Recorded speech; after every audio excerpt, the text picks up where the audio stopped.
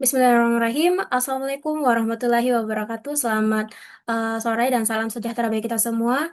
Pertama-tama, marilah kita panjatkan puji dan syukur kehadirat Allah Subhanahu wa Ta'ala, karena berkat rahmat dan karunia-Nya kita masih diberikan kesehatan dan kesempatan sehingga dapat mengikuti presentasi pada hari ini. Saya juga mengucapkan terima kasih kepada dosen pengampu mata kuliah Teknologi Informasi dan Komunikasi, yaitu Ibu Kartika Septriari Pratiwi Musa, SE AK MAK.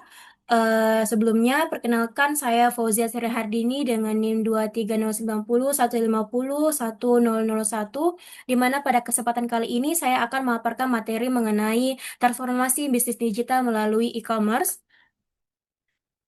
di mana baik kita langsung saja masuk ke pembahasan, di mana di sini sebelumnya saya akan membahas mengenai pengertian dari e-commerce itu sendiri. Jadi e-commerce ini atau elektronika commerce adalah kegiatan jual beli barang maupun jasa yang dilakukan secara online maupun online melalui internet. Nah, dengan adanya e-commerce, masyarakat itu dapat melakukan transaksi dengan lebih mudah, cepat, dan praktis tanpa harus datang langsung ke toko. Nah, di mana saat ini e-commerce itu menjadi salah satu bentuk perdagangan yang paling banyak digunakan di era digital ini. Selanjutnya, nah e-commerce ini dibagi menjadi beberapa jenis. Ada B2B, B2C, C2C, dan C2B. Nah, yang pertama kita bahas dulu untuk business to business, B2B, di mana business to business ini merupakan transaksi yang dilakukan antara perusahaan dengan perusahaan lainnya, di mana biasanya transaksi ini dilakukan dalam jumlah besar untuk kebutuhan bisnis. Nah, yang kedua itu ada B2C, yaitu business to consumer, di mana uh, business to consumer ini merupakan transaksi antara perusahaan dengan konsumen secara langsung, di mana jenis ini tuh paling sering digunakan dalam kegiatan kegiatan belanja online sehari-hari. Nah, selanjutnya yang ketiga itu ada customer to customer atau C2G, yaitu merupakan transaksi jual beli antara individu atau konsumen melalui platform online. Nah, yang terakhir ada consumer to business atau C2B.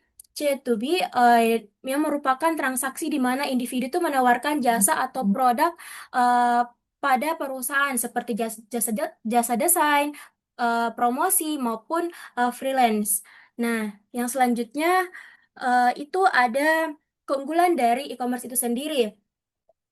Di mana yang pertama itu e-commerce ini praktis dan mudah digunakan karena dapat diakses kapan saja dan di mana saja hanya melalui smartphone atau komputer yang terhubung dengan internet. Nah, yang kedua itu e-commerce ini dapat menghemat waktu dan biaya karena pembeli tidak perlu datang langsung ke toko untuk membeli barang yang diinginkan. Dengan begitu proses belanja itu menjadi lebih cepat dan efisien. Nah, yang ketiga itu jangkauan pasarnya yang lebih luas, sehingga penjualan di sini dapat menjangkau konsumen dari berbagai daerah, bahkan di luar negeri. Nah, hal ini tentunya itu memberikan peluang yang lebih besar bagi perkembangan suatu bisnis. Nah, yang terakhir itu ada proses pembayaran itu dalam e-commerce itu menjadi lebih mudah karena tersedianya berbagai metode pembayaran online seperti transfer bank, dompet digital, kris, COD maupun pay later, sehingga pengguna itu dapat memilih metode pembayaran yang sesuai dengan kebutuhannya.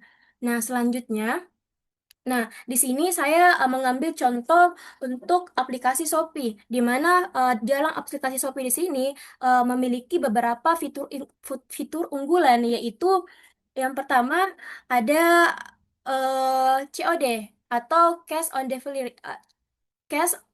delivery, ya di mana itu pembayaran itu dilakukan saat barang diterima. Nah, yang kedua itu ada Shopee Pay Later yang di mana ini merupakan untuk mempermudah penggunaan untuk membeli barang, membeli sekarang bayarnya nanti. Nah, yang ketiga itu ada fitur Shopee Pay, di mana Shopee Pay ini seperti dompet digital untuk transaksi online. Nah, yang terakhir itu tuh ada kris, di mana di sini fitur ini tuh memudahkan pembayaran melalui kode QR secara digital.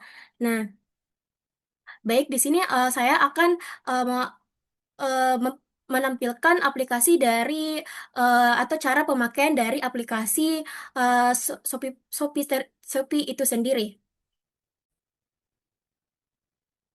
Baik, inilah tampilan dari aplikasi Shopee, di mana aplikasi Shopee ini kita tersedia beberapa fitur, yaitu ada Shopee Mall, ada pembayaran untuk pembelian pulsa, tagihan, eh, maupun tiket, ada flash sale, ada Shopee Supermarket, kemudian ada beberapa fitur-fitur lainnya. Nah, yang di mana sebelumnya cara pemakaian dari Shopee ini aplikasi Shopee ini cukup mudah, di mana pertama-tama kita cukup men-share atau mencari produk yang ingin kita beli. Misalnya kita ingin membeli tas.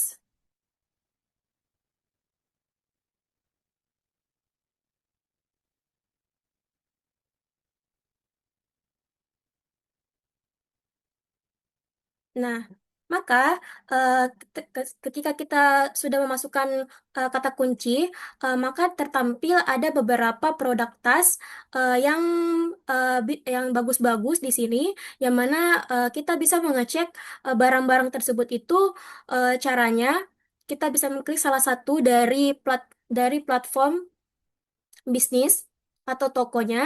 Nah, ini. Jadi tokonya itu dari Keke Shop misalnya. Kemudian harga dari tas ini ialah sebesar 31.490 sen, yaitu di mana di sini ada terlihat ratingnya. Jadi teman-teman, sebelumnya kita juga harus memperhatikan rating dari atau ulasan dari pembeli-pembeli sebelumnya, di mana apakah pembelian itu eh, atau barangnya itu bagus ataukah kurang bagus atau tidak sesuai dengan apa yang dideskripsikan. Nah, di sini ada pengiriman. Jadi estimasi pengirimannya juga di sini sudah tersedia.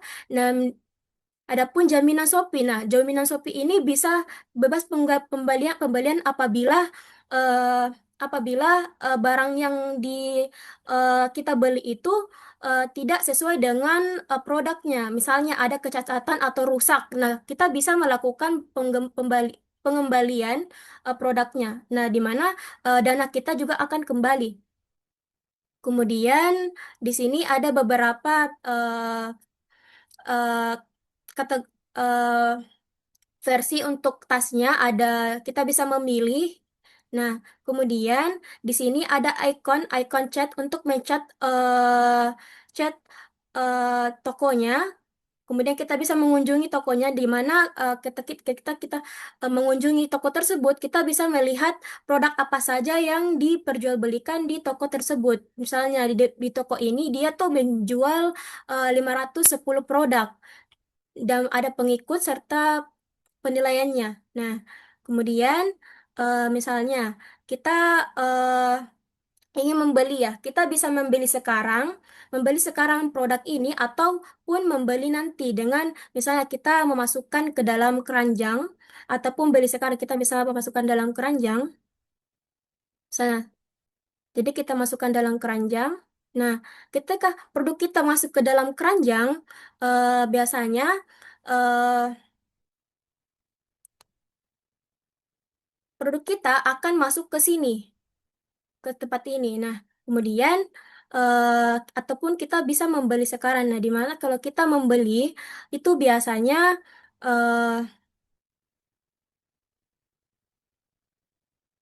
nah, ini kalau kita untuk membeli, kita bisa menceklis terus kita check out. Di mana kita check out misalnya.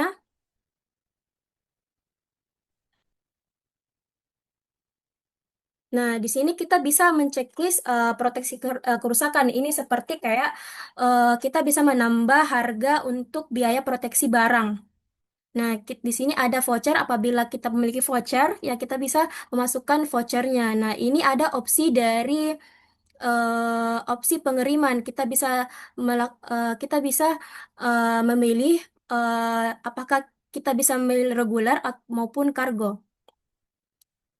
Nah, kita bisa meninggalkan pesan untuk penjual bagaimana eh, spesifikasi dari barang tersebut.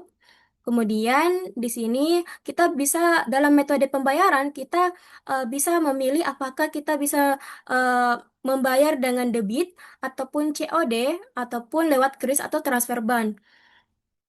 Nah, ini dia. Nah, jadi kita bisa buat pesanan di sini. Nah, setelah kita buat pesanan, biasanya kita itu menunggu beberapa hari untuk, bisa saja beberapa jam untuk pesanan kita itu diproses oleh si penjual, di mana ada beberapa proses di mana setelah penjual itu memproses barang kita, biasanya eh, de- pe- penjual itu eh, mereka harus menunggu waktu untuk pengiriman ke kurirnya. Nah, setelah itu nanti eh,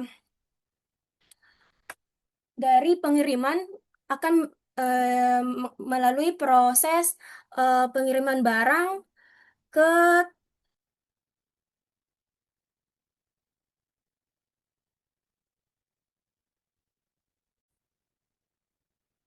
di mana kita bisa, di mana setelah kurir itu membawa paket kita, biasanya akan menuju ke tempat ekspedisinya dulu, di mana di situ mereka akan melalui proses, kemudian eh, nanti ada keterangan bagi eh, intinya akan ada keterangan untuk paket kita apakah sudah sampai atau belum.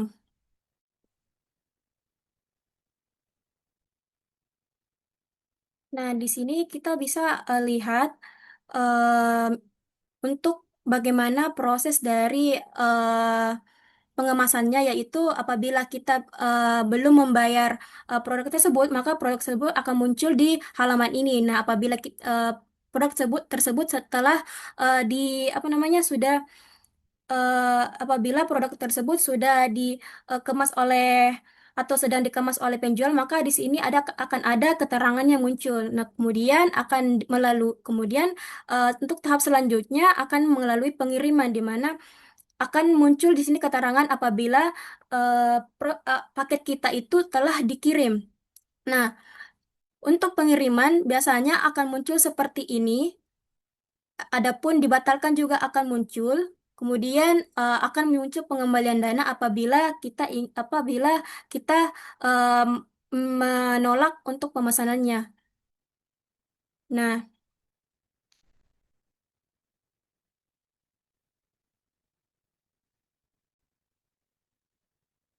Nah, itulah tadi bagaimana cara kita atau cara penggunaan dari aplikasi Shopee itu sendiri.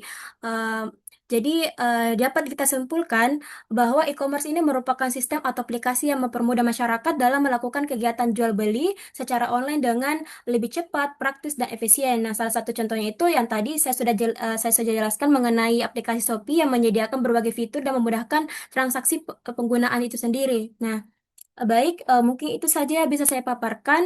Kurang dan lebihnya mohon dimaafkan apabila ada salah kata. Terima kasih.